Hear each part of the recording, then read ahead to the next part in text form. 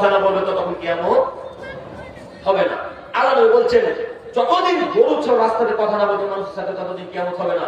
এইভাবে তিনি বিবরণ দিতে শেষ পর্যায়ে বলছেন সর্বক্ষেত্রে মানুষ যতদিন তোমার স্ত্রীর জান তোমার সাথে কথা না বলছে ততদিন পর্যন্ত কিয়ামত হবে না। আব্দুল কারিম সাহেব স্ত্রীর জান কেন কথা বলবে? ও বুঝেননি, আপনার অনুপস্থিতিতে যদি আপনার স্ত্রী কোন পরপুরুষের সাথে জেনাতে লিপ্ত হয় তাহলে আপনার স্ত্রী জান টক টক টক টক টক টক টক টক করে আপনার সাথে কথা বলবে। যেমনই বাড়িতে প্রবেশ করবে তখন আপনার স্ত্রী জান বলতে শুরু করবে আব্দুর রহমান আপনি বাড়িতে ছিলেন না, তার সুযোগ নিয়ে আপনার স্ত্রী পরপুরুষের সাথে জেনাতে লিপ্ত হয়েছিল। আপনি ছিলেন না, তার সুযোগ নিয়ে আপনার স্ত্রী পরপুরুষের সাথে জেনাতে ব্যভিচারে লিপ্ত হয়েছিল। অতএব আপনাকে শাস্তি দেন, মহিলাদের জান টক টক টক টক করে কথা বলবে। সম্মানিত মুরব্বী সাহেব, সম্মানিত ভাই, আমি আপনার ধ্বংসের কারণ দেখাচ্ছিলাম, আপনাকে আমি অনুরোধ জানাচ্ছি আজকের পর থেকে এই নোংরা ফিল্ম, নোংরা ভিডিও দেখা বন্ধ করবো ইনশাআল্লাহ, ইনশাআল্লাহ,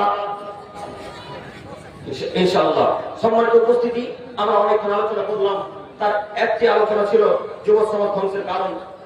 আমি আমার যুবক ভাইদেরকে অনুরোধ করে বলতে চাচ্ছি, হে আমার যুবক ভাইরা, আপনাদের প্রতি আমার আহ্বান অনুরোধ এতটুকু যে আজকের পর থেকে যা কর্ম করি না কেন বিশেষ করে আল্লাহর জন্য 10 থেকে 20টা মিনিট সময় বের করবো ইনশাআল্লাহ, ইনশাআল্লাহ, ইনশাআল্লাহ।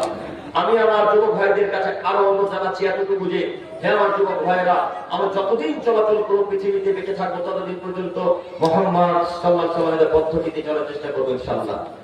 আল্লাহ তুমি কবুল করো, সকলে বলি আমিন।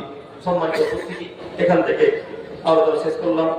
আল্লাহ তুমি আমাদের সকলকে তোমার রাসূলের পদ্ধতিতে চলার তৌফিক দান করো, সকলে বলি আমিন। হে প্রভু দয়াময়, তোমার তো দয়ার অভাব নাই, তোমার তো দয়ার অভাব নাই, তুমি তো দয়াশীল ক্ষমাশীল আল্লাহ। তোমার কাছে একটি রাত্রে ভিক্ষা চেয়েছি, আমাদের সকলকে তুমি কবুল করে নাও, সকলে বলি আমিন। আল্লাহ